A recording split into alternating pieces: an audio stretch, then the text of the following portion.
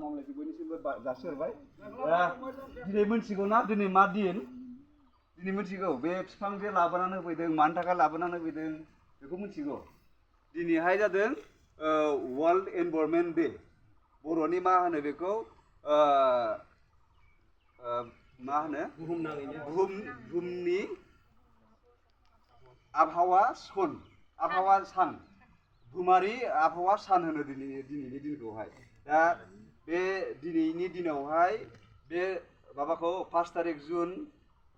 बोसोरफ्रामबो बे 5 तारिख जुन खालि वर्ल्ड एनवायरनमेन्ट डे आबहावा बुहुमनि सान बे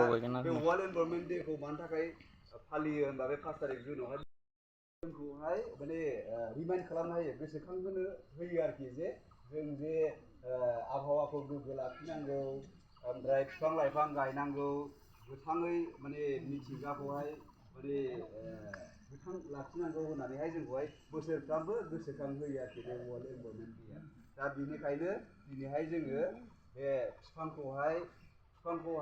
माने बे दिनखौहाय फालिनो थाखाय जोङो दिनै जेसेबां माने जों बिफां लाबोनो हादों बेखौ बिफांखौहाय नैबे थाइजौ गामिनि एलपि स्कुलावहाय जोङो बे बिफांखौ दिनैहाय बिफांखौ गायनायजों लोगोसे जोंनि बे वर्ल्ड एनवायरनमेन्ट डेखौ जों गोसोखांनाय जाबाय आरो जाहाथे जोङो माने जोंनि बुहुमावहाय जोङो गोग्गो थासारि लाखिबाय थानो हायो मानोना जोंनि मा होनोमोनलाय आबहावाया माने एसे गुबुंले जानो थांगासिनो दङ दा बिनिखायनो जोङो बिफां लाइफां गायनानै हागौमानि जोंनि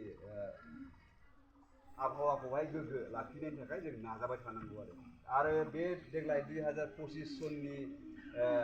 मेन थिमानो जाहैबाय वर्ल्ड एनवायरनमेन्टनि थिमानो जाहैबाय बिट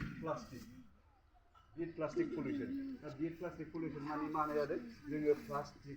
प्लास्टिकनि पलिउसनजोंहाय जोङो दावहा नांनांगौ आरो ना माने जों जाहाथे प्लास्टिकखौ बाहायालासिनो बे प्लास्टिकखौ बाहायबा बेनिफ्राय बिराद गाज्रि पलिउसनबो ओंखारो बेखौ सावोबा उखुन्दै ओंखारो कार्बन ओंखारो बेफोरबायदि नालाय दा ओंखायनो जोङो प्लास्टिकखौ बाहायालासेनो जे मारैहाय जोङो माने प्लास्टिकनिफ्राय जा पलिउसन ओंखारो बेखौ जों मारैहाय बारग'नो हायो बेनो जाहैबाय देग्लायनि मेन थिम दा बेखायनो दा जोङो दिनैहाय जोंनि मिथिंगाखौ गोग्गो लाखिनो थाखाय जों बयबो फांफा